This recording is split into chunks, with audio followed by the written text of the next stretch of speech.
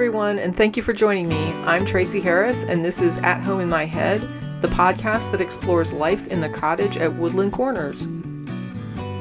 Joining me today is Dr. David Ince. He's a Barbados-born Canadian who lives in Calgary, an atheist and secularist with a strong interest in promoting critical thinking and scientific literacy, as well as helping to promote community and support for people of Caribbean origin and other minority groups who no longer subscribe to religion and living with the guidance of a God or supreme being. David is a specialist in renewable energy and sustainability. He has an energy policy consultancy practice and is a professor and researcher at the University of Calgary in the area of environmental management.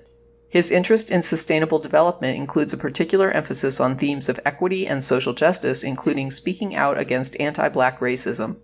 David has written extensively on issues relating to atheism in the Afro-Caribbean community at his Carib Atheist blog. He's also been the co-host of the Free Thinking Island podcast that examines atheism and secularism in the Caribbean. David is also a musician who plays clarinet, piano, and saxophone. He's known especially for playing sax in reggae and soca bands where he resides in Calgary. So welcome, Dr. David Ince. First of all, it's great to be back chatting with you again. As you mentioned, I'm from Canada and Barbados. And it's great to have the opportunity to interact with you because, from my memory, that was back in 2012, the last time we met when I was doing the Free Thinking Island podcast. I mean, there's so much that we could talk about. There's so many directions that we can take this. I really like the idea of being able now to talk about some of my experience today as a Black Barbadian Canadian. I'm not even sure if in my bio actually specifically says that I'm Black, but I think most people will know that, and therefore how that affects how I navigate the world, and maybe some others that navigate the world in a similar way than me, or maybe there's some differences, but I think we all have a unique story to tell, given that I've kind of been back and forth from different places, living, as I said, mainly Barbados and Canada, but also England and Ecuador. Energy is my thing, sustainable energy, renewable energy. I've been in that. That's my work passion. I try to bring that into looking at everyday life, sustainability, bringing social, environmental, economic, technology together. So to me, I see social areas, especially social justice, as a part of that. And I feel excited to be able to be at least in a field where I can make a difference. And I'm looking forward to a nice informal chat that not just us, but everyone listening will be able to also identify or learn something or say, wow, I didn't know that. Oh, yeah, I knew that long ago, David, but whichever way, First of all, thank you for taking time out of your busy schedule to talk to me, because you are a busy guy. And I really like the fact that you have this well-traveled resume that allows you to experience how you're treated in different parts of the world as a Black person, so that you actually are not just isolated to the US, and you can compare that to other places where you have lived, to where you live now. I think that experience brings a lot to the table when it comes to interpreting what's going on in specific contexts, because you have something to compare and to contrast. That's one of the things that I'm fortunate to have had. That also gives you some kind of an idea how things are in different places that you go. Even getting into the atheist secular world, the way that I kind of got into that is by traveling. My research was actually in the Caribbean. My research is done from the University of Calgary in Canada, but it was from different Caribbean countries. And when I went places, I would actually look for atheists in different countries. And that was fascinating. And we had a very small online atheist community then. And I would try to find these one or two people, and I made some good connections. And that's how I really started blogging. And it was just great how different people had so many different experiences. And it was so unique because I was in Canada where a lot of people who were atheists there, even if they grew up in the church, it was something they kind of took for granted. But these are people like, wow, I've never seen another atheist in my life, or at least not another atheist that's Black. And so I just started to realize there was merit in looking at different places and being able to see the experiences of others and value those experiences. So even from that, and that's just not taking into consideration, as you said, other places that I have lived, like Canada and Barbados and the US. I've been to the US quite a bit. My sister actually lives in New York. I did go to Austin, where you live. Unfortunately, I didn't get to see you at that time, but I have a bit, somewhat of an idea of some of your experience, and I certainly know the kind of conversations that you get involved in and the pushback that you get. I mean, it's kind of wonderful, but also challenging and frustrating. We get into that as well, too, of having these experiences of being a minority, or let's say maybe part of a marginalized community, because sometimes as a marginalized person, you're not always in the minority, but there are a lot of experiences that you get from the fact that you are part of a group of people who are generally seen in the world as not the standard, not what is maybe the standard to look up to, whether people consciously believe that or whether it's in your subconscious or in your psyche and the history. I feel quite comfortable and confident in saying that it is there in most of us that we see people in a certain way, and color of skin does play a big role in that. I also noticed that you are in a unique community in that you are a Black academic.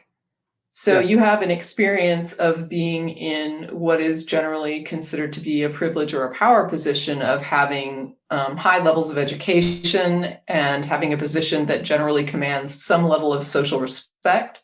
It's interesting because when you're out and about in your daily life, people don't know that you're Dr. David Ince. Exactly. But when you're in your academic setting, people do know it, like your students know it, your peers know it. And so you have that experience of being a Black academic in predominantly white areas and also a Black academic in predominantly Black areas. That is a very interesting thing. And it is interesting in the fact that, I mean, let's look at in a predominantly white setting, where I'm in there in Calgary.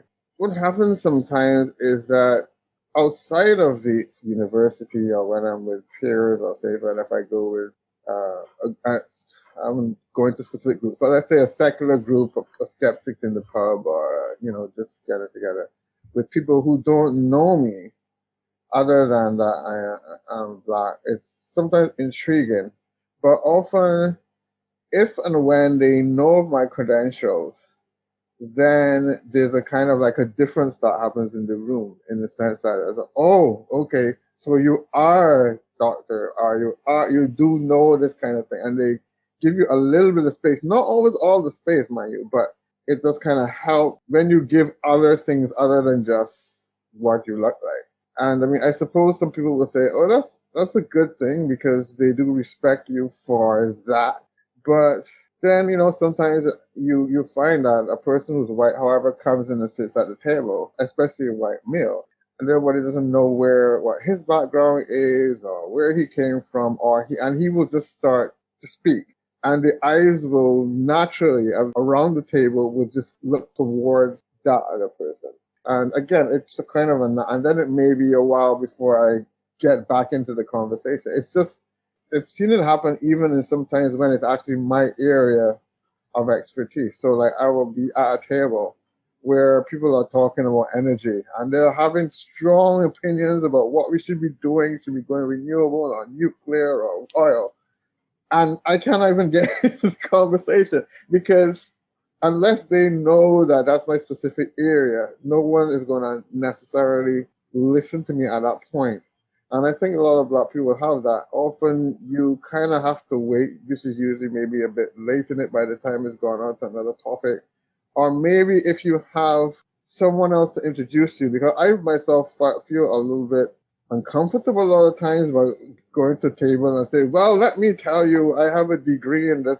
It sounds like, what's wrong with you? We're just skeptics in the pub. I mean, this is not like, seminar workshop 101 here. You don't have to give your academic credentials. Or what I think a lot of people who are white might not realize is that a lot of times, if we don't do that, you don't get heard. Sometimes it can come across sometimes as though sometimes Black people are marginalized. People always want to kind of talk about themselves. But it's not really that we do, but it's just that in order to get that time at the table, we often have to say or kind of slip it into the conversation which I told me like you have to sort of say something like, well, yeah, I remember seeing that when I was doing my PhD at somewhere, and then they'll be like, oh, you have. But it would be nice if you didn't have to do that. And it also makes you feel the other person out there that has something great to say that may not have had the opportunity to have the degree or to have that is not being heard. And that also, to me, is unfortunate because although I'm glad that I have certain credentials academically, I don't think that's the beginning and end all of what a person has to offer. If we don't have those credentials, we often don't get heard. It's a bit different, like in Barbados, where I am, where again, as you said, I'm in a majority in terms of being in that academic space, and so in a way, it's I guess in a sense kind of easier to not have to kind of show your credentials before you start. A lot of people here know me anyway, so they kind of know my academic background. The challenge here in Barbados now is more a case of to give confidence to the people that they can be as good as they or we, I guess, we, if I'm looking at the Barbadians, can be equal to the US or to Canada or to the UK and things like that. And that's another challenge where we see ourselves, okay, you can be the top that you can be here in this country, but the fact that you are from a smaller country, majority Black, it's not quite the same validity. You've got to be educated in Canada or the US or England to be picked. It would be nice to change that, even though I myself did the same thing by going to Canada to be educated and to live now. But this is the kind of idea of some of the challenges, and you live with them. That's the way it is. But for me, it would be good to be able to change that so that everybody starts somewhat equal. Well, in my job, I often have to facilitate group conversations, and not everyone is equally comfortable speaking out and speaking up and advocating for themselves. And especially people who come from marginalized backgrounds are not used to being heard. Like you just said, they're used to hearing other people of privilege open their mouths and just automatically command respect and command that ear. And they don't necessarily have that experience throughout their lives. And so when I'm doing facilitating for a group, I'm supposed to be aware of that. And I'm supposed to be watching the group to see who is contributing and to make sure, not that everyone contributes, because sometimes a person really just doesn't have anything to say about it. But I am required to make an opening for people to reach out and say, oh, hey, Jim, we haven't heard from you today. Did you have anything to add to this? Did you have any thoughts about it? Was there anything you wanted to say? To make sure that people are invited into that conversation is very important when you're in a position of privilege and someone else is not. It also goes even peer-to-peer when someone may just be introverted.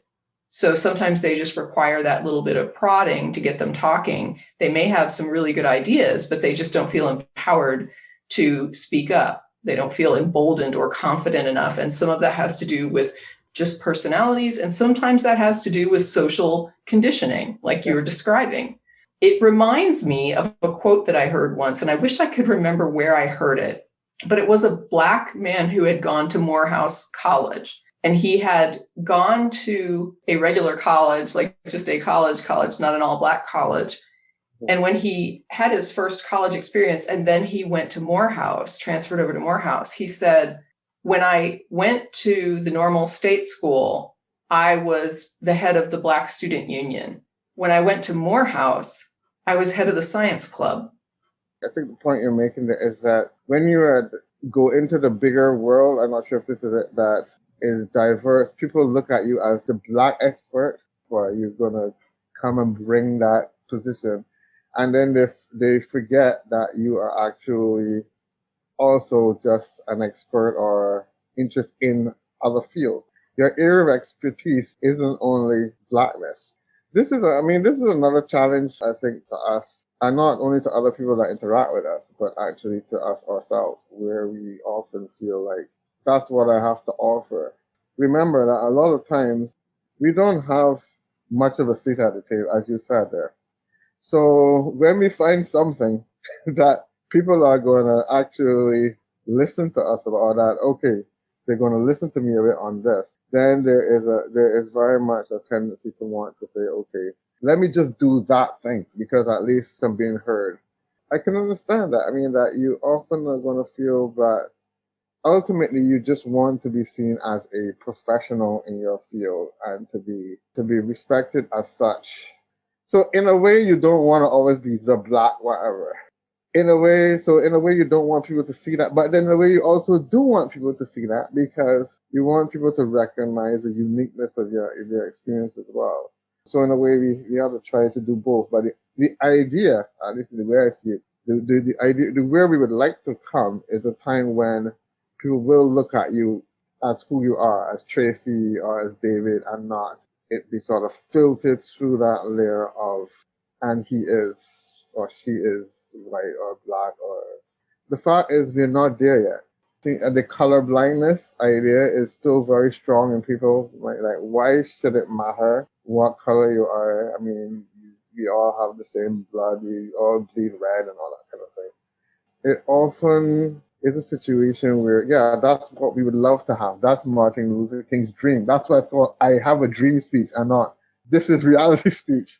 In order to get there, we have to recognize the challenges that come to us for being in the race that we are. To recognize that we do have different kind of challenges, and so that people can help us to get, not do the work for us, but to help move a few barriers here and there, so that we can actually then run our race. So yeah, I can totally identify the idea of, depending on where you are, they may push you to be the head of the black organization, or they may head you to the head of the science club. Maybe in an all black space, you more often are seen for the expertise that you have. Even I think in black spaces, we have a duty to educate some people in terms of what the struggle and the challenge is, because everybody in a black space doesn't really understand what goes into that, or what has gone into the struggle for others who may be part of your group. So there's a lot of challenges there. I actually came up with an analogy. You can let me know if this works for you. But this was an analogy for color blindness. When your car is working well, it really doesn't matter if you know what the parts are called. So I don't know. If you open my hood, I couldn't tell you what the parts are in my car. I don't know what they are. I don't care. And it doesn't really affect the use of the car and whether or not it runs.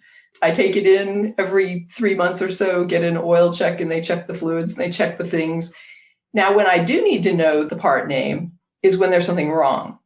So the mechanic will come out and say, here's this filter, here's the air filter, and it's dirty and it needs to be replaced. And you can see that it's dirty and we need to put a new one in. If something is broken on the car, I would not be very well equipped to talk to somebody about fixing it. Someone who understands the names of the car parts could go in and say, oh, your carburetor is got a problem, or, oh, your battery is dead, or, oh, the alternator is not working, or, whatever the issue is. Diagnosing that is much easier, and describing the problem to someone else is much easier if you actually understand that engine and understand the names of the parts and what to call them, and you have vocabulary that facilitates a discussion on how to fix the engine. So when it comes to social problems, if we can't understand the problem and we can't name it, it becomes much harder to fix it.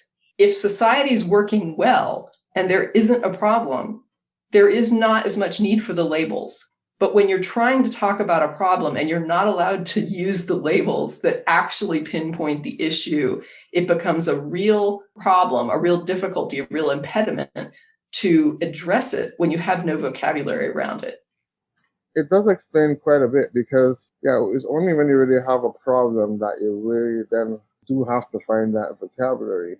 Maybe the thing to do to take that analogy further is to say, well, even though your car might be working perfectly well and might have done for years, there is a possibility at some point that your car is going to have some issue. And it's good to know that before it happens, or to recognize that this is what other people deal with, because complacency is very easy to set in when you're not marginalized. And it's hard for me to know, and again, exactly what it's like to be one of those people that have never had it, from a metaphorical perspective, any car troubles.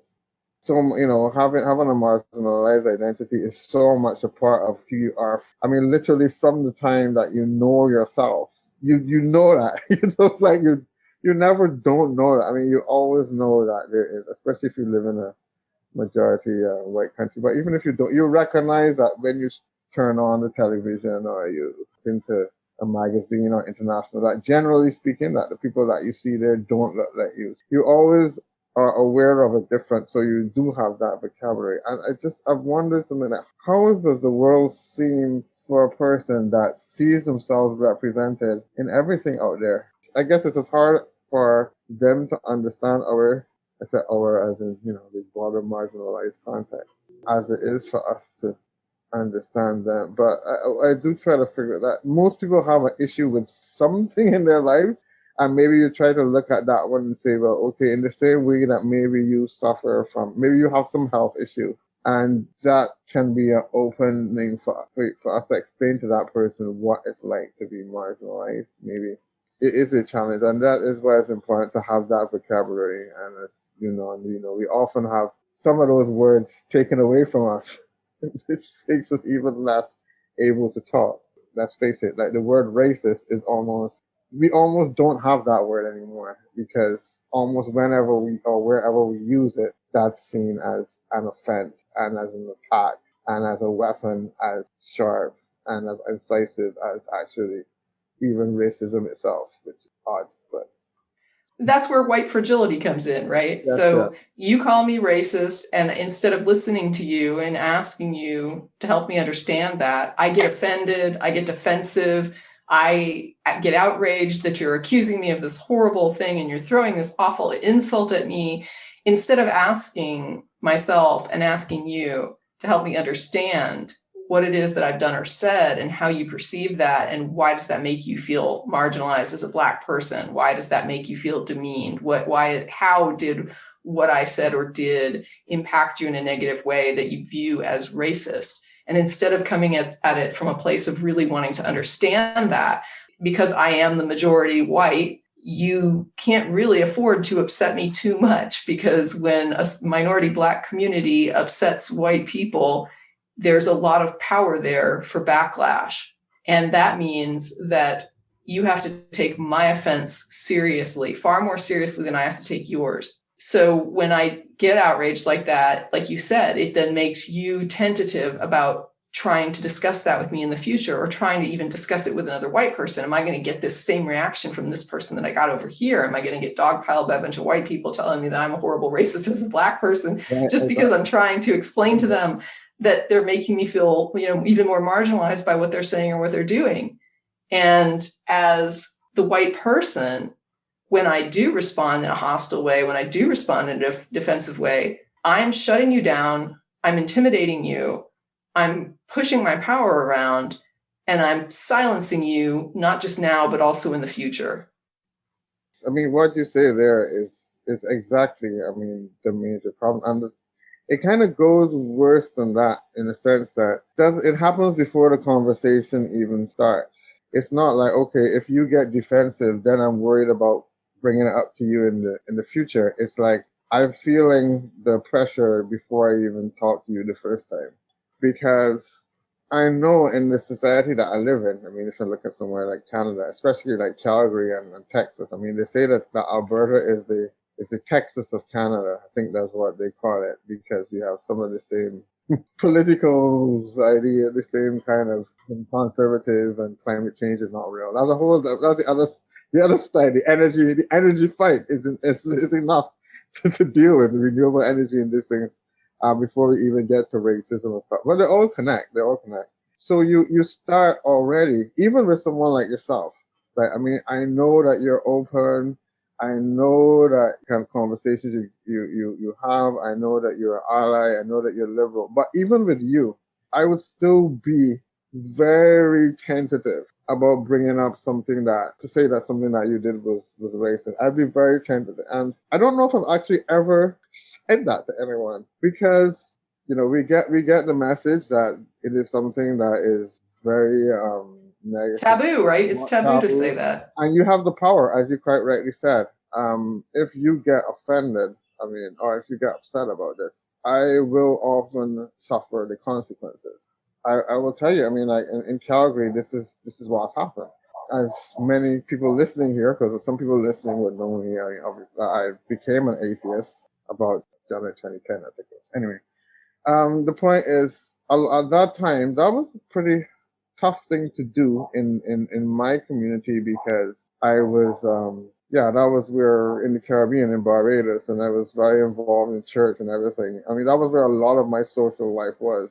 But I just got to the point where I couldn't continue to support something that, from an intellectual perspective, I guess, and also from an emotional human justice perspective, I just didn't think was true because I do feel that honesty is important. So I took that decision. That meant to some extent that I had to move away from my Bahraini community. I mean, I still have friends there, but in terms of being able to link with people on that deeper philosophical level, that was not as easy. So I kind of, at least for me, everybody's different. I wanted to be part of a community that understood or at least appreciated to a great extent where I was philosophically, ideologically, intellectually. Naturally, in a sense, being in Canada, I gravitated towards spaces and organizations that were atheist and secular in nature, which, surprise, surprise, were generally white spaces. That's just how it was. And so I know when I'm talking to someone there about race, I'm already from Barbados. I'm not coming in with a whole lot of friends to start with. At least at the beginning, I don't have a huge network there. I don't have my family doesn't live there. I mean, I have family in BC and in Toronto, like in Connecticut, but not there. So if I want to have a social community life within that community, I kind of have to play around to that community's comfort level. I often find myself, if I want to bring up, I would say something like, well, what you said there, it was a little bit racially insensitive. I don't want to condemn you for it. You're a great person. Then you have to add a whole lot of caveats, You're a wonderful person. I really appreciate our friendship. You've got to kind of do all this kind of dressing. And then just to give like a slight criticism about something. And then even then, on many occasions, it's blown up. And I've had situations where, one of my best friends in life, when I did that was it. He just didn't want to hear that. And it was like, who are these people? I mean, it's a tough thing. And then when that happens to you once, you then get even more tentative and more not wanting to bring up something that is a little bit, and sometimes it might just be something small, like, okay, you said, you made some, like little joke about something, maybe like there's one that people tend to do, like, oh, I'm going to the Caribbean and soon my tan is going to be as good as yours or something like that. A lot of people find that joke funny, or it's not. And it might be something like that. You're not telling them you can't say it. You say, like, I'd prefer if you don't say things like that. Oh, so now we've got to be silenced by you. No, I'm not saying you can't. I kind of request that it would make me feel a little better if you didn't say, but it comes across as if you're demanding that and now you can't say anything like this around black people. So you get this kind of whoop, blow up. And while these people are overblowing it and making you afraid to even open your mouth about your comfort levels, they're saying about the Black community, I don't know why they're so sensitive. Yeah, exactly. And the worst thing about it is that it said so much that you have to be so careful that you don't gaslight yourself. Because remember, we have been socialized a lot to think that what the white community says is kind of how things are already. So and especially if you're in a white community where that's the sentiment a lot of the times, you start to look at yourself and say to yourself, maybe I am being sensitive. We were having a nice conversation about energy or music or sports or something. Why did I have to bring up this one little thing? Like I ruined the evening, everybody was happy and then everybody got defensive and I could have just let it flow. Everything would have been good. I would have had more fun. Everyone else would have had more fun. And that's kind of the way that often it goes. And that to me is the insidious thing about it, that it's you yourself help to to perpetuate this. And this is why I think that for me, and I think for a lot of people, that was the importance of the George Floyd moment last year. You know, people will talk about, did it make a difference or did not make a difference to the community? I can't tell you, but I can tell you it made a difference to me. Why I say that is because people at that point started to talk about things that I thought was just me. You know, like other Black people. People, my sister keeps point, like it's kind of like the Black person's Me Too moment. We suddenly started to realize, oh my gosh, other Black people in Canada, in England, in Barbados, in Austin, Texas, wherever, I've never spoken to in my life. Like, I mean, you had that conversation with Joseph like a few weeks ago. Never met him. I mean, I know that he has Barbados roots and so on. But so much of what he's talking about is like, yes, you're nodding your head at the computer screen because you suddenly realize that other people have your experience, and you suddenly start to realize that, wow, my experience is actually valid for sure now, and I can speak about it. So what happens is that whereas before, when I would have got that pushback, I might have kind of recoiled and said, well, you know, let me not rock the boat. Now I'm saying, no, I'm going to rock it. And I do feel more courageous to speak out. And I did write an article which I shared around that time, which was kind of raw about, you know, like it's two white people, like my white friends. Even that was not, I still had to couch that in a way that it wasn't too rough, but it was still direct enough. And I do feel that we do need to be direct. And that's why coming on and talking to you about things like this is important, but because I do feel that the time has come for that change. We cannot recoil now. So for a lot of white people out there, I can understand that they will say, why all of a sudden this is a problem? Like, you guys never had a problem with this before. This was always how it was. Why all of a sudden? Well, you were hearing it now all of a sudden, but we had this for a long time, for many, many years. We'd be talking among ourselves about the problems we had, but we just couldn't bring it up. And the exciting thing for me now is that we can bring it. It's still a lot of problems, but at least we can talk about it. And there's a long distance between talking about it and getting something done. But geez, we have so far to go in this race that just being at the starting line feels like a victory sometimes.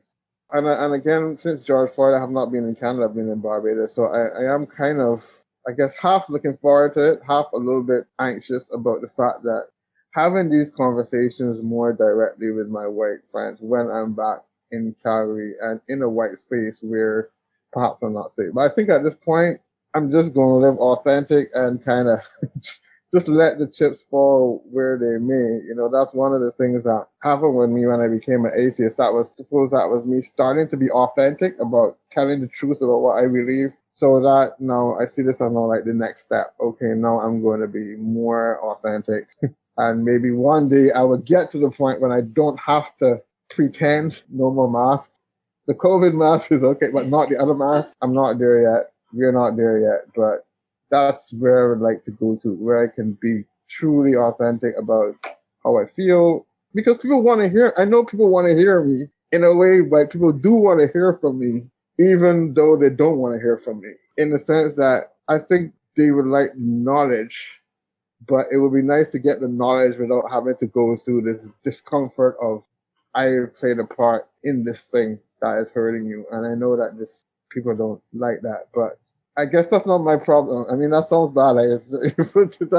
That's not my issue as a Black person. How you deal with the guilt, how you deal with all that, that's on you. My role here is to try to tell you from my perspective and to encourage other people from their perspective as a Black person or as a person of color to tell their stories. What you do with that, how you deal with that emotionally, maybe you could talk about that. And I know that can be tough because I mean, I remember that, you know, when we did talk last week a little bit, you did talk about your feelings about you would wish that you could go back and do things differently with a Black person that you might have treated in a racially insensitive way in the past. Yeah, absolutely. And I was saying like, no, I mean, like, it's unfortunate that happened, but the thing to do is to look forward and to not kind of dwell on that thing that you did, not to center yourself in that. but that can be a challenge. I don't know. All I could do is sort of like to encourage you not to do that in a sense, but in a way, I guess every person has to deal with regret. With their way of doing it. And I think that's perfectly fine and perfectly honest to know that you feel regretful of certain things. But then that is in the realm of that community, in the white community, to deal with that. What I feel happens sometimes is that the white community also wants the black community to deal with that as well. So that we also have to not only deal with our own marginalization, oppression, or whatever, but also try to alleviate the guilt of the white community as well. Which really I think is not really fair on us to be doing.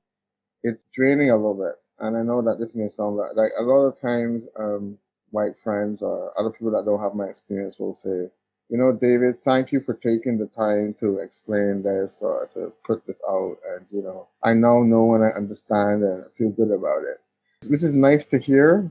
But often people don't realize that even sometimes doing that has taken a toll, because until you actually respond like that, I don't know what the response is going to be. So it's like I put this out there and like say something, and then maybe like a comment comes up on my blog or somebody says a comment on my Facebook, and I'm like, oh my God, you know, there's that moment like, oh my gosh, what's going to hit me now? Am I going to hear you?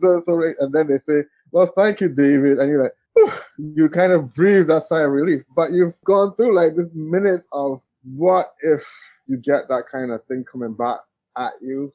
And that's really tough, because when you tell someone something and it dismisses you, it does hurt a lot. I mean, I don't think people sometimes recognize the level to which erase or dismiss as a black person is like a dagger. You know, like, yeah, it might seem dramatic to people, but it's like you have already gone through life where people don't think that you matter.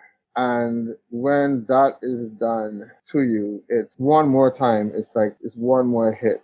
And it just kind of triggers all the other times in life that you've gone through that. And it's like you're going to take yourself off of this heap of underneath this rubble that has covered you. Yeah, I mean, it's good. And I mean, in a way, I'm glad to be in this space and doing this, but it also does take from you. And I mean, if I'm saying this about myself, I mean, there are other people that are far, far more active in this community than I am. And I can't even imagine what they go through, because you have to have so much self-care to kind of recover from the interactions. That to the white person was just a simple thing. Oh, David told me this thing, and now this is good. So I just want to kind of get that out there too. I mean, because I'm not sure that people always understand fully how much that is. That's why it is good to have others speak into their community as well. You know, other people who are white or not black, to be able to take some of the burden, that don't have the risk, that don't have the emotional and the psychological risk.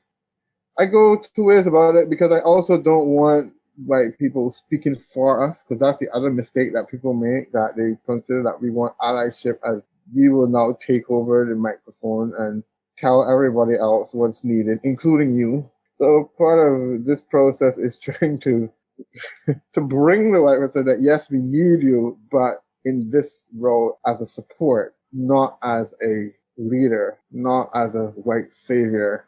One thing that you were just talking about, and what it reminded me of, was someone posted today, and they were talking about going to a talk that was given by someone who was Black, and they were talking about dealing with racism and being marginalized, and how difficult it is to talk about racism with white people, and that idea of white fragility and how it shuts down a conversation.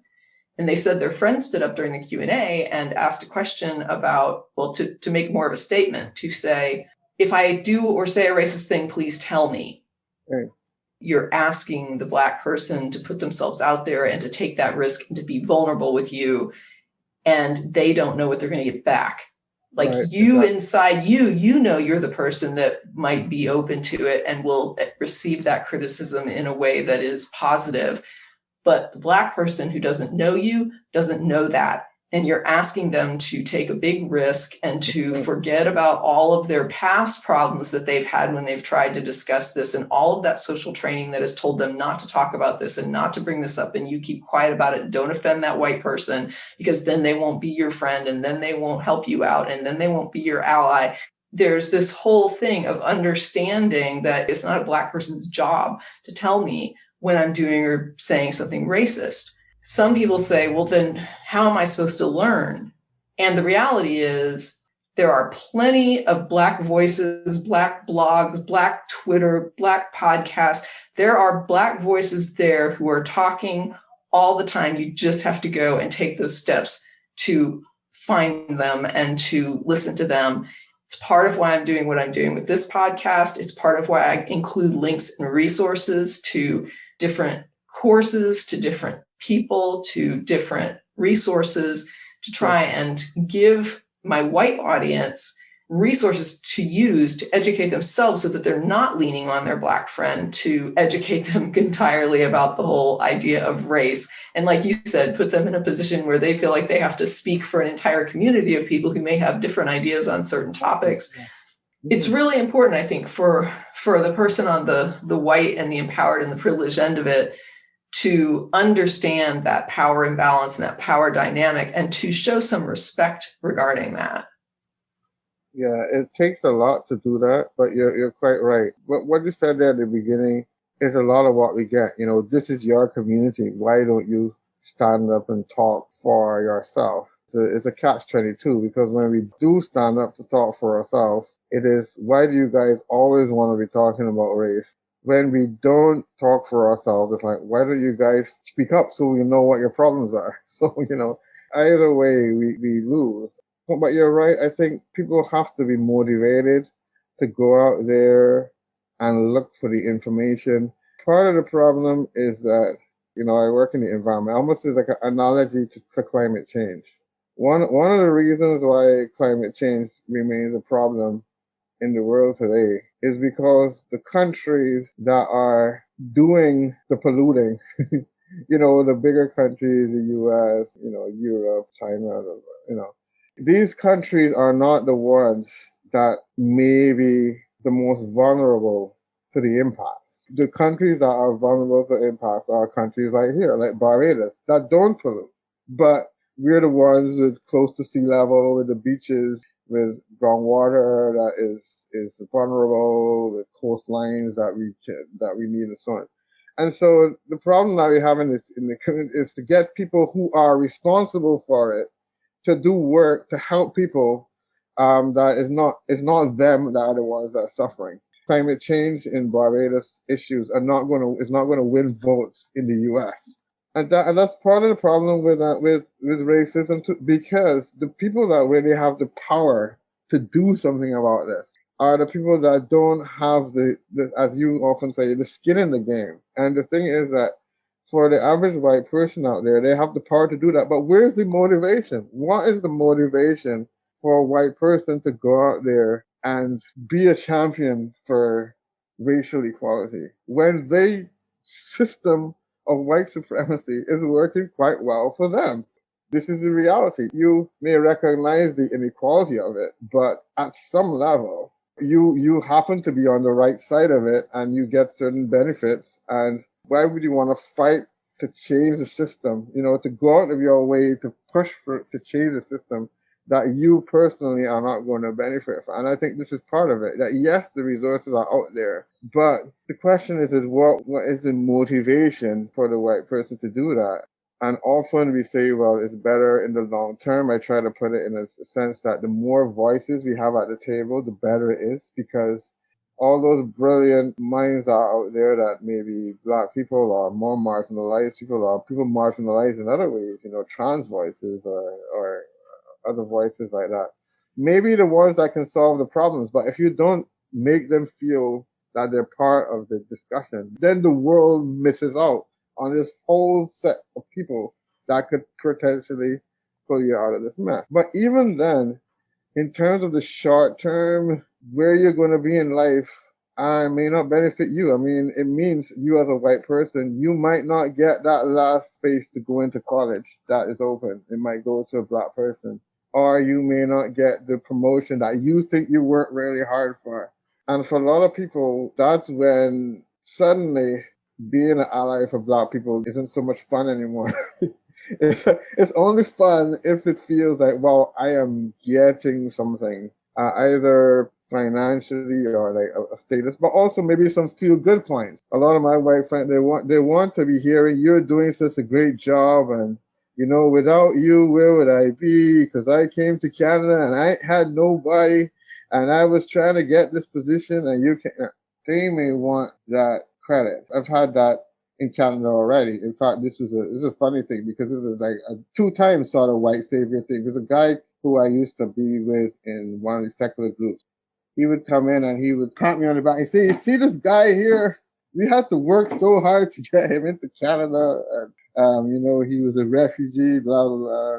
And then people around the table kind of have to like gently tell him that confusingly with another black person in the group. This is the narrative that people want. They want the narrative that says, "Hey, I help you," and that I feel like that kind of cred. And so white people will often, I found in my experience, help you if there's that kind of feel good stuff to come back to. So even though they may not benefit personally, like with getting the promotion they want or getting their child into the college they want or whatever, they have that kind of feel good that they can take to the bank of social justice. So they can tell other white people, you know what? This is what I did for against racism today, because look at that guy. He would not have made it without me. What we condition ourselves to do often as black people in this, and this helps keeps the power dynamic where it is that we then say, okay, I'm going to have to find a way to give credit to my white friends for my achievements. It is going to be some short-term loss to you being an ally. You are also going to have to take some splash damage. Like I thought, you are going to be called racist when you aren't actually being racist, and you have to be able to take that and not say that it wasn't fair. Like if you're thinking about whether it's fair to you that you were called racist or whether somebody really is giving you the credit that you deserve, if that's the kind of questions that you're asking yourself, then you're not really an ally. You're not in this thing for the right reason. So you have to be prepared to make some sacrifice as an ally and to be only interested in the end goal, which is more equality for black people and people of color. And that's not for everybody. In a way, what makes this thing difficult about our world a lot of times is that there's a lot of social pressure to be seen as being open to diversity and to be for black power, supporting, at least in many places, especially maybe around liberal whites, is there. And so there's a lot of a push to be performative in your allyship because you must be seen that way. And that's how we get disappointed so often, because then we realize that that's all it is. In some ways, sometimes I think we would be happy if a person would be honest and say, you know what, I like what you're doing, but honestly, I know I have power, I know I have privilege, and I don't really want to give that up because I kind of feel comfortable here. If people would say that, then we could kind of explore that and have the conversation about how then, given that that's how you feel, how do we make progress? But what happens a lot of times is that the white person will say, no, no, no, that's not it. I'm not guilty. I am perfectly fine with everything. I just think that, yeah, maybe there's a bit of reverse racism here. But no, I'm totally for black people. I am completely on your side. There's no one less racist than me. I just think you guys might be going a little bit far with the Black Lives Matter, whatever it is. So it's infuriating. Like, sometimes they say like, own your racism. I mean, like, just own it. Again, it's hard because people feel guilty anyway. That you don't have to feel personally guilty or about the fact that you are a privileged person or person with power, because you didn't give yourself that power. It's all a matter of just chance. I could easily be born white and you born black. I think one of the issues is the systemic. When you say someone is born and oppressed is about the system. It's not because of the individual choice that the oppressor makes or the oppressed makes. You come into a social world that has certain rules in it, certain forces in it, and those forces act on you, and you get the privilege or the marginalization based on where you are in that. What we want to do, or what I would hope people want to do, is to change that system so that even if we are in that and we can't do anything, at least other generations or other people are in the future, people are not born into these systems. We need to find ways, each of us, to change that a little bit, to change that structure, that system in some way. It's not an individual thing. It's not binary. I know we live in a digital world. That there's some people that are racist, some people that are not racist. That's not how this works. Everybody, it's a blanket of racism that covers everybody. Or someone has thrown a paint eraser and we all get splashed with it. So we can't avoid that. All we can do is to try to do what we can to weaken the force, to weaken that systemic force. And that's what we need to do. So we all need to look inside of us individually. And that is kind of my message. Where a lot of people, it's so easy to look and see, well, it's those other white people are racist. And I mean, it's black people too. It's all of us. Many of us all of us are black too, also have white supremacist views. We have racist views, often against us or against other minorities. And we've got to fight with that every day. I see that within myself. People are sometimes surprised. Even with all of this discussion and with all of this writing and thinking about these things, I still have indoctrination in me that tells me, yeah, you're not quite as good as the white guy over there. You know, that's the message that I have to overcome. And a lot of times when I say this to other people who are black, they will say, no, that's not me. I am a proud black man, blah, blah, blah, black woman, blah, blah, blah. No one can pull me down. And again, that's a little bit of denial of the reality of what, you know, we've been born into. So we all, in a sense, I think, deny a little bit of that racism. But if we can actually face it, it's a systemic, so it's not any one person's, and just own it. And that to me would be the start to a lot of things going forward. But we live in a world where for many people, once they're called a racist in any context, the conversation stops. And that is unfortunate. And because they're looking for other people. So they're really good at pointing out other racists. In fact, there's some white people that are much better almost in spotting racism in other white people than I am, because they're so keen to throw that other person like it's the cops.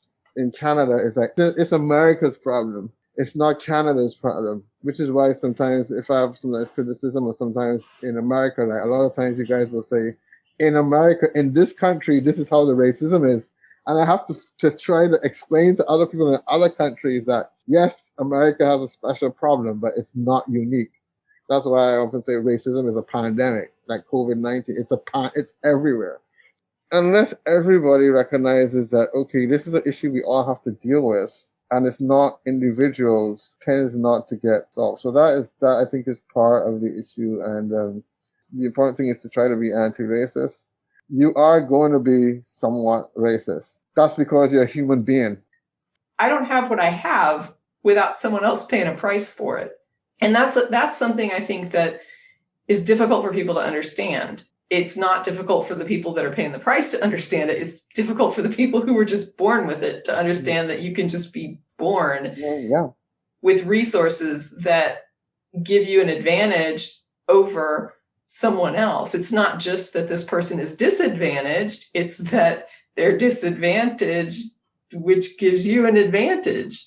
People will say, well, you don't know me. That's another thing I hear a lot of times. You know, when I tell people about, you know, white person that they would have racist attitude. Well, how can you say that you don't know me?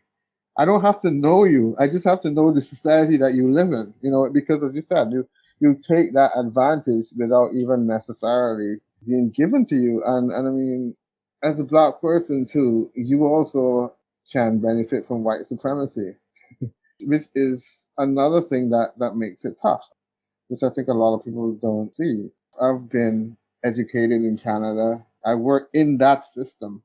of education, which is a white, it's a structure that has been developed and an institution that is a white supremacist institution. I have had access to significant enough resources that have allowed me to be a part in that system, but it's a system that is not designed to benefit people like me. I just so happen to have enough privilege in other areas that I have been able to overcome, to some extent, the disadvantage of having black as my skin color. What that means is that has meant that in order to be successful, I have had to, in some symbolic way or otherwise, become white in the sense that I have to be able to. So, like, I have to do the exams or the IQ test or whatever I'm doing that is designed not necessarily for me to succeed in, but I've had to be able to make myself able to succeed in that. While doing that, I have inadvertently strengthening white supremacy systems. So, to take an example, I mean, when I had an option, I could have to do a PhD stage and done it in Barbados or the Caribbean. I opted to go to Canada because within the academic circles, having a degree from the University of Calgary will give me, in people's minds, a higher level of validity than University of West Indies Cave Hill, even if I did the same study. And people from here would understand that and would agree and would recognize that in order for me to do it and to come back as I am now and work here, having that overseas education gives me an opportunity maybe to do more than if I stayed here. But at the same time, while I'm doing that, what is happening is that I am strengthening what is already a stronger system in the Canada or in US or in Europe or in England or wherever you are. And while these other systems don't get weaker. So when I do that and I become successful a lot of times, especially being one of the few black people, as you said earlier, in the academic, then I get also some level of prestige for that. People look at me, like as a black person that has been able to overcome certain barriers to get certain where I am. And that in a way kind of makes me feel good, I suppose, as a human being. Everybody likes to be complimented. But at the same time, what this does is that it puts pressure on it's individual again. It's not, the system doesn't change. It's just that I've overcome it. And then in a way, because I've been successful in that system, it's hard for me then to be critical of the system that I've been successful in, because then people are going to say, how can you go and use the system and then you want to bring it down? Because then I bring down the system, I bring down myself. Right, but you're forced into the system, right? I mean, this you didn't create the system, but you were forced into it. And we have white European values that are how we measure success, right? So if you're going to be successful, you had better conform to white European value.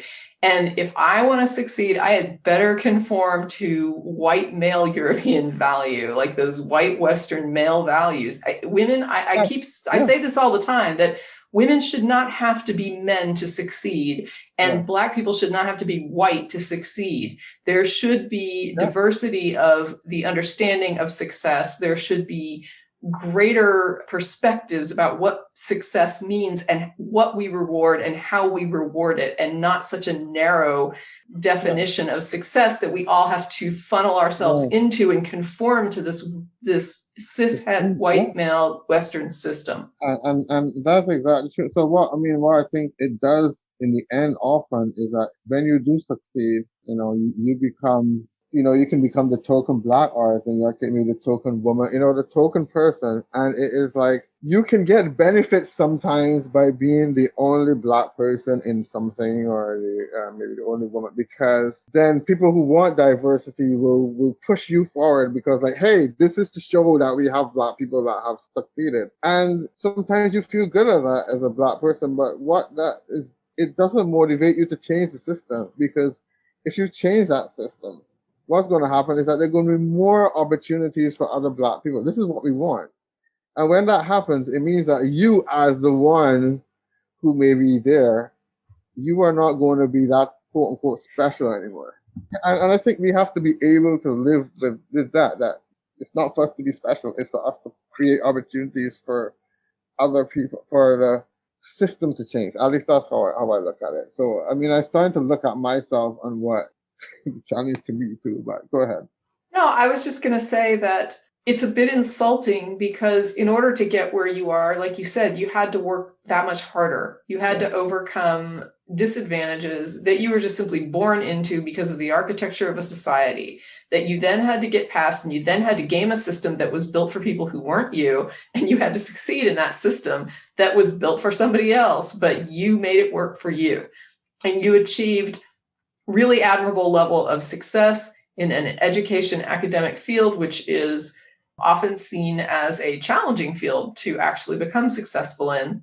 And when you get there, it's like you say, suddenly the thing that makes you special is you're Black, and we need that Black person on staff, not, wow, you really worked that much harder to get where you are. So it's almost more of an appreciation about something that you were just born into than what you actually were able to achieve in a system that was set up against you. But in fairness, though, sometimes the people do actually see what you have overcome. But what I've been finding is the issue is that they will emphasize on that. And I've seen this even on some shows on TV. I think it happened with Don Lemon on MSNBC. He's from CNN, but it was on MSNBC. Like he was talking about some of the issues that he had to deal with as a Black kid growing up, and and how hard it is. But then they start to ask him, but how do you feel about where you've gotten to? And he then talked about, yes, he's done really well, and he thanks all the people, the white people, and so that would have helped him. But again, I feel like this puts the emphasis again on the individual.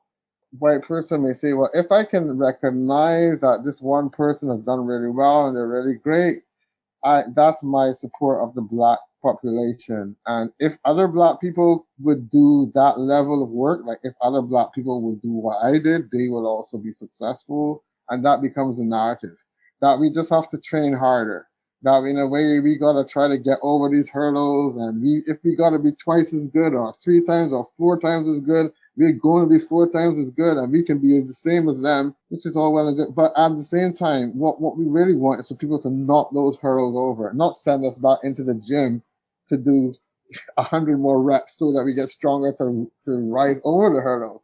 We actually want to be running on the flat for the 100 meters like everybody else. Often what they do though is make it a, you are so strong. And even they might even admire us. Oh, you Black people are so strong. I could never do what you did.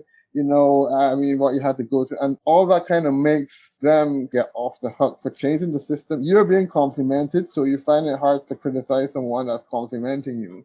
But the point is that the system doesn't change. Well, I read Kennedy's book, How to Be Anti-Racist. The one part of it that really stuck with me, he said, I should be able to be Black and mediocre.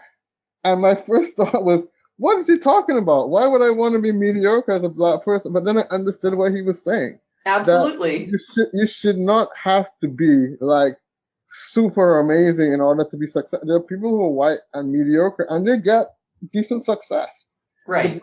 The Black kid or the Black guy that just wants to put in enough to get a C or to get over, he should get the same thing as the white person that is putting in enough to get a C. It shouldn't be like, well, you should be, if you worked and got the A's, then you get like, other people work, why can't you work like the other people? That's not the point. The point is that the system needs to be fair so that nobody should have to be 100 or 1,000 times better to get there. And so I find sometimes what happens is that by complimenting Black people, whether it be say like Stacey Abrams, in the, okay, like she overcame this thing and like they get the Black vote out so that they could, like, it shouldn't take that. Like you should not have to be a hero or like a superhero in order to just do normal stuff. That's kind of let me know that. That's why now, even in what I do, I try to sort of get people away from even being that complimentary towards me, because yes, it's nice to be recognized, but what we really want is to not have to do the stuff. If people would take some of that admiration for Black people and actually put it into trying to make the system more equitable for Black people, we might actually be getting somewhere. I know it seems sort of counterintuitive. I mean, it's good. The representation is important in a sense, so that a Black person being like, you know, Barack Obama, to be able to show that you can get there as a Black person does inspire others to do the same. But I feel sometimes there is too much of an emphasis on keeping the system and trying to get us to get up there. And then they'll argue, well, if you made it, then maybe we don't need to change the system. That's another thing too. We be victims of our success. Then we fight and fight to get some there, and they say, oh, well, look, Blacks are being in university, Blacks are getting PhDs, Blacks are leading countries. Maybe this whole thing about racism is actually not needed. So we become victims of our own success. Yeah, we see that with athletes, right? People will say, why don't you shut up? You're getting paid well. Like, you're making good money. Why are you talking about this? I get that too.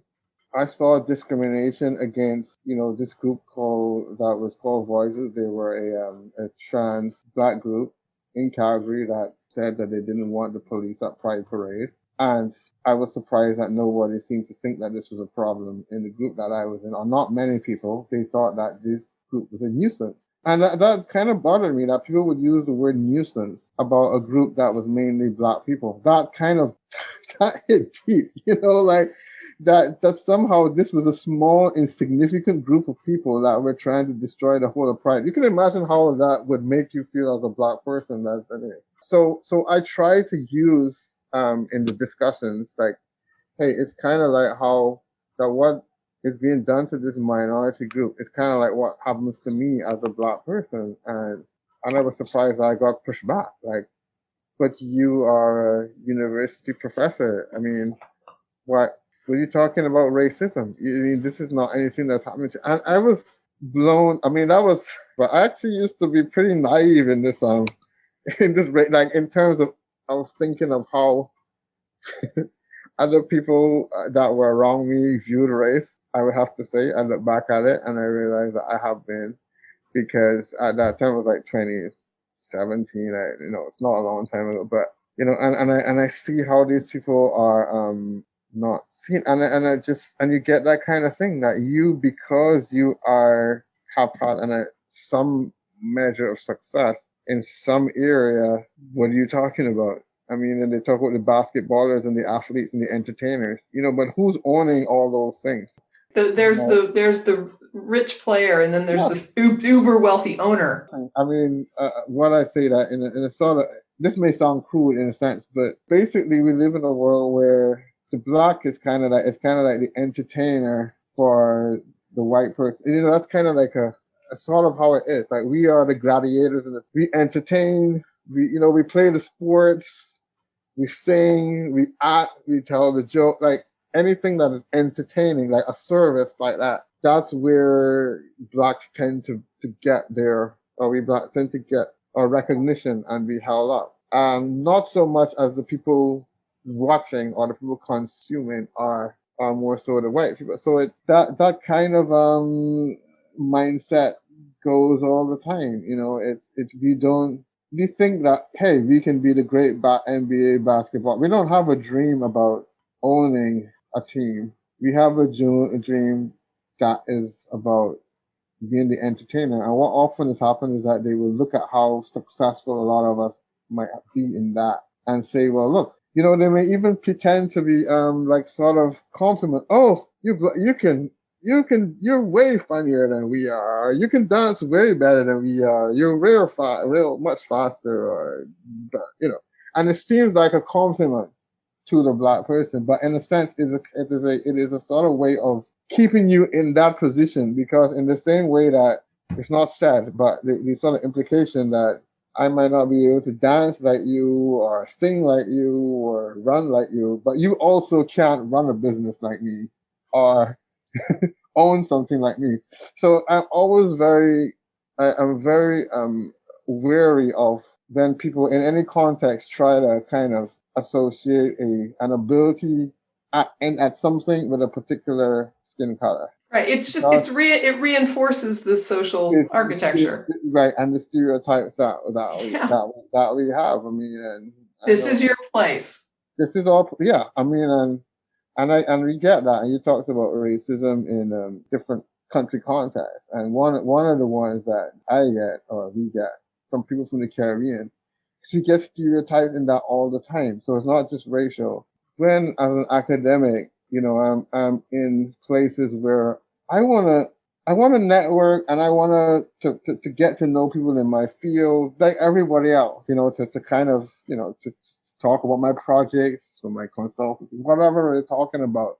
And people just want to talk about, oh, you're from Barbados. Oh, this nice sea over there. I went to my honeymoon in Barbados. Yeah, I mean, those beaches are pretty great down there. And oh, it must be so hard doing research in Barbados. Like, yeah, put me in your suitcase next time you're going to Barbados.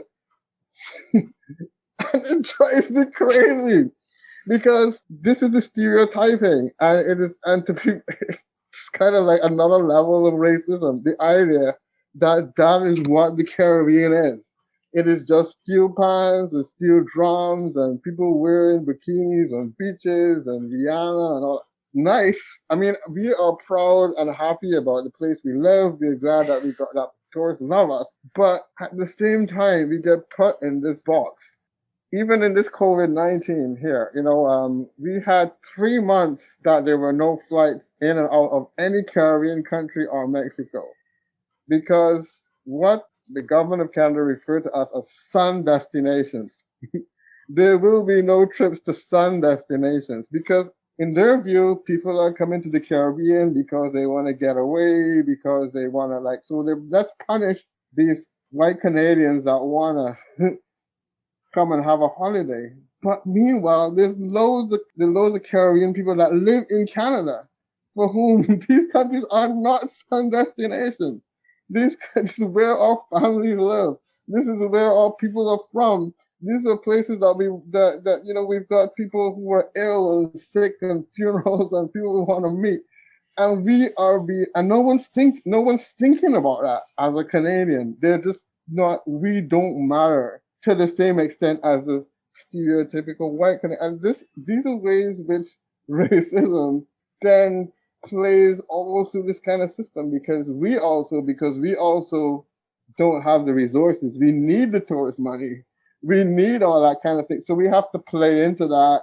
We have to bring tourists here, even if it may not be the best thing for the health of the country.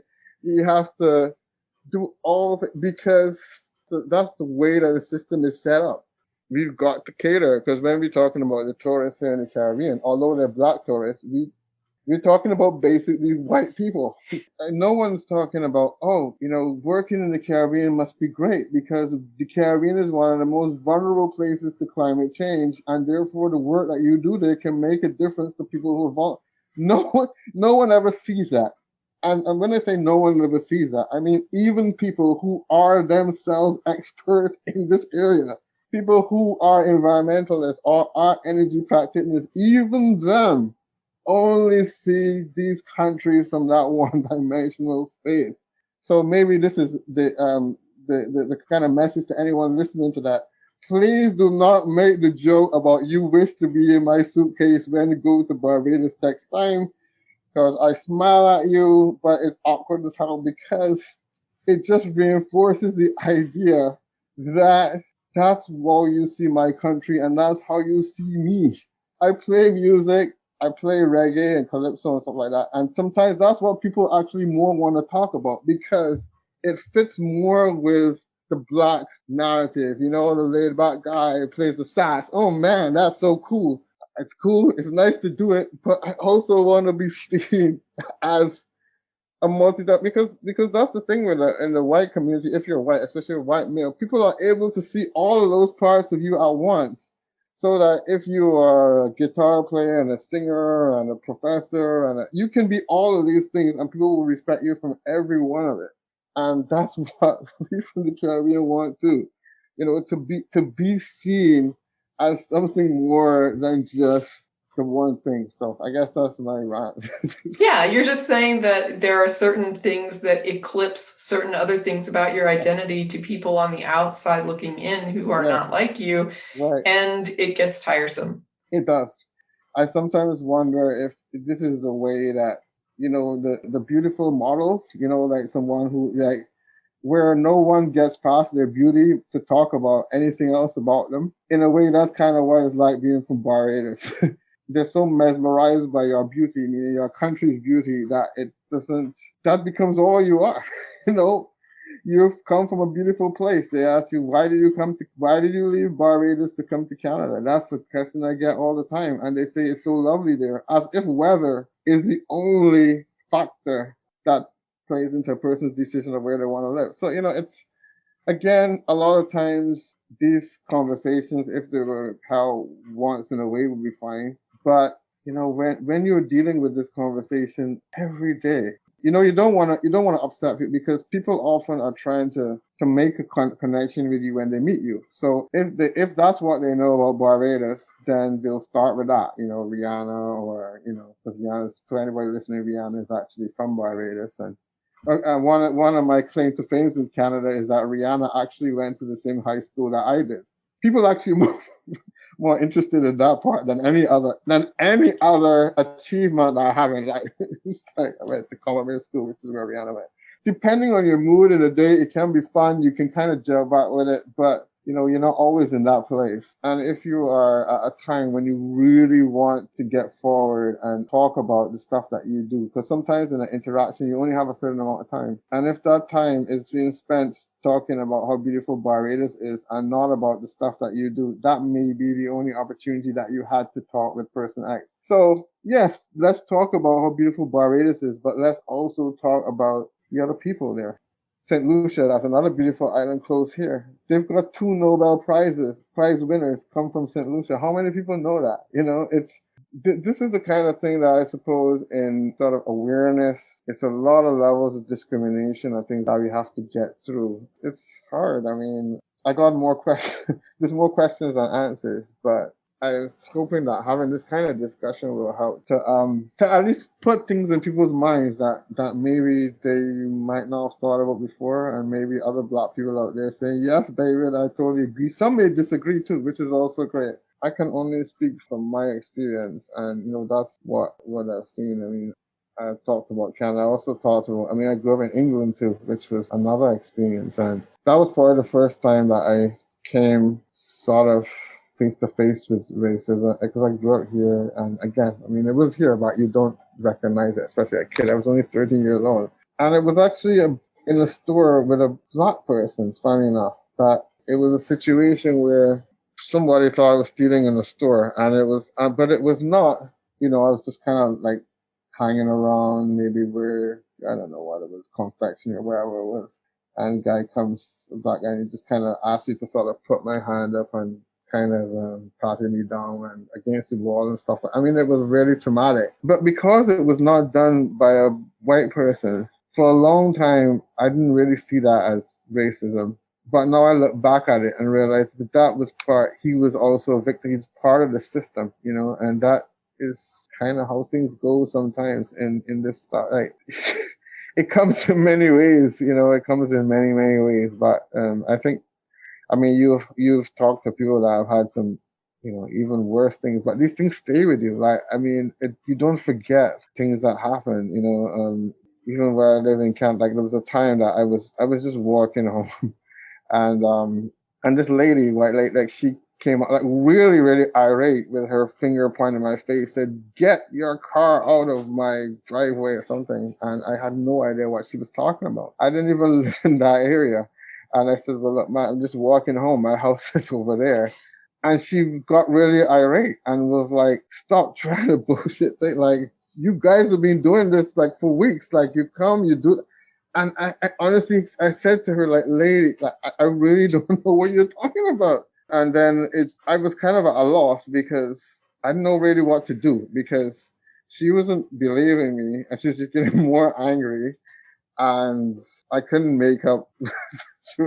So I just started to walk towards my house, and she kind of looked at me. She said, "You don't live over there." I said, "No, my house is over there." And she just stormed off and went to this other house. Apparently, like there was a group of other black guys over there that were making noise, and she just saw me walking down, assumed I was a part of it.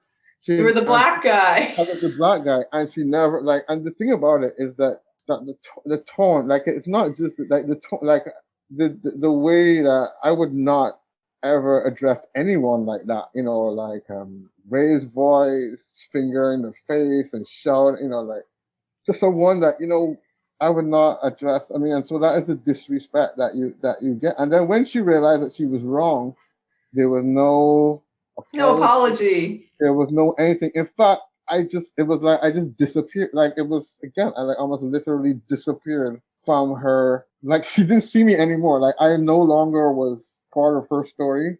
So she just went on, and it was just like boom. And I just kind of was one of these things again. Just doing that to sort of give like some of the examples of some things that may seem small to other people out there. Well, there are some people who will say, well, she just made an honest mistake, or blah blah. That you can't call that racism. But the thing is that it is because that she would not address a white person in that manner. We just would not. That level of disrespect is not given to one of your peers. So and every time this happens, it just kind of brings back another experience that you've had before. And when and it makes you realize it doesn't matter you're a doctor, whatever. Those moments, it doesn't really matter. And I think maybe it's kind of how it makes you feel at the end of the day, rather than the incident itself. You may say, well, no right was taken away from me. It wasn't like I was attacked. It wasn't like, she didn't call. I mean, I think she was, that was before the term Karen was was invoked. But, I was at a point where I think she probably would have or might have been close to calling the police, in which case, there would have been another thing. But luckily, I mean, it didn't happen. But what I mean is that sometimes just because it ends okay, because a lot of times people say, well, it ended okay, you got home, you were able to have a nice evening. So what's the big deal? I mean, you didn't get shot, you didn't get pushed to the ground, and sometimes I find that's another thing that happens with this race thing, that people, it's almost like only the extreme ones are the ones we talk about, the George Floyds, that, oh, how many black people get killed? But there's all these other microaggressions there that count too, and it's part of the whole system. Well, I mean, I shared with you the last time we talked a story about something that happened in my past where I had an interaction that I really regretted with a young black boy. And what I had said to you is the way I handled it was the way I would have handled it with anyone in that situation. The reason I looked back at it and regret it and see it as racist is because that kid wasn't anyone. He was a young black boy, and the way I treated him was rude, because in my head, I justified it as I would be rude to anybody in that situation. But what I wasn't doing was respecting the power imbalance. I was not respecting the privilege that I had in that situation, and that this interaction from his perspective was an interaction with a white woman. And here he was a black boy, and he is probably painfully aware of that imbalance. And I'm disregarding it and saying to myself, I'm treating him like I would treat anybody in this situation. And as a result, this young black boy had a really negative interaction with a white woman that he really didn't need to have. Mm-hmm. And when you're talking about the idea of carrying this with you, that's what I feel when I think of that situation is I gave this kid something to carry with him that in his head was this racist interaction with a power imbalance to it, where he was on the receiving end of, my abuse of my power, my throwing my power around really irresponsibly and not taking it seriously and not respecting it at all. Now I look back and I realize that even if the woman you were describing, even if someone said, actually, she is like that to everybody, my response would be she still has to exercise more caution when she's dealing with a dynamic where she's in a power position in the social exchange. And she needs to be aware of when that's happening and how to handle it and show more respect in those situations where she has a potential for abusing that power. Yeah. And if she doesn't do that, it may not be an overtly racist, ideologically racist thing that she's doing, but it's certainly racial insensitivity because she's being completely insensitive to the actual architecture that's happening and where she is positioned and where you were positioned, yeah, and how that plays out and how that feels. Right. No, I think that is a reasonable assessment of that kind of interaction. And I think though that sometimes when you say that, I mean, yes, that absolutely is true. But at the same time, sometimes people use this kind of discussion, not saying you, but others, as a kind of a excusing, or which could sometimes seem like a gaslighting of the Black person in question, because it is like saying, well, you didn't really see what you saw because, this person is like that with everybody. I've had that sometimes when I said about how someone treated me. Oh, they're just a miserable person that just talks like that to everybody. And often you feel kind of, that's another dismissal, because once again, the person has removed that lens and it's basically sounds like they're telling you that racism doesn't, that doesn't exist, even if that's not really what they're trying to tell you.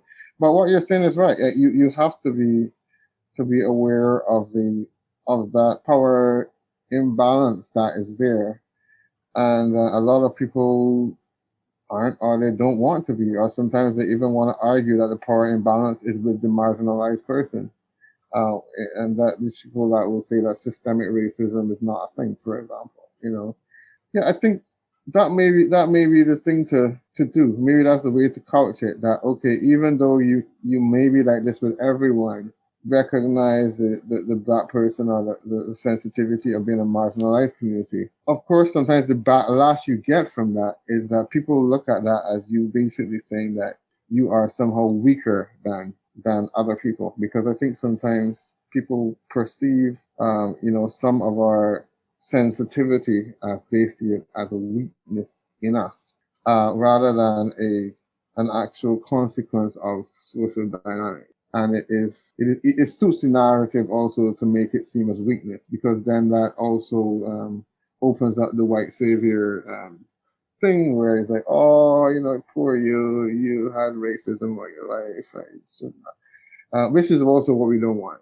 But maybe it's just to have the conversation, like the conversation that we're having now is the kind of conversation that would be great if it was had more regularly with people of color and white and others. But the thing is that we often don't get to this point, because by this point, someone has already, flipped out about how can you be that sensitive, or, I see it as a respect for context. Yeah. It's not about weakness, it's about context, right? So it's about recognizing that there is a historical context for what is appropriate based on what this person experiences and the box that they are living in within our society, where they are placed, and why this is a crappy thing to do to them or to put them in that position. Yeah. It's about respect. It's not, to me, about weakness. It's just about basic respect. Again, I mean, I agree with you on that, and on the whole thing of respect and context. What I have found, and that may be a good time to get into the whole idea of some of what happens, particularly in the secular community that we are well aware of, where some strange people, a lot of people don't consider that removing the historical context is actually what leads to more pure understanding of the phenomenon. So it's almost like everything is a snapshot of today. Like trying to bring in history or what happened before is somehow muddying the waters. So any interaction between two people, we just need to look at those two personalities, and it's Tracy and David. It's not anything else comes into it. And so we ignore that dynamic. And that's one of the amazing things with me, that so many people seem to want to willfully take away context from these things. And of course, once you take the context away, then it becomes that once I do something to you and you do, like if, misgendering is okay for me, it's okay for you. And, and that's a real problem because it seems to me that some fairly well-intentioned people are buying into this idea that context doesn't really matter. And I don't know how you see that, and therefore are basically buying into a status quo is what we need to keep mentality, which essentially makes them inadvertently racist, homophobic, transphobic, bigoted, misogynist, all the other things, without even trying. For folks at home, this is where my conversation with David ended. If it seems abrupt, that's because it is. We hit a time limit on the conversation and had to end our call, but not before I got him to agree to come on again in the future to discuss a few more issues that we didn't get to this time around. So for now, we'll just say, till next time.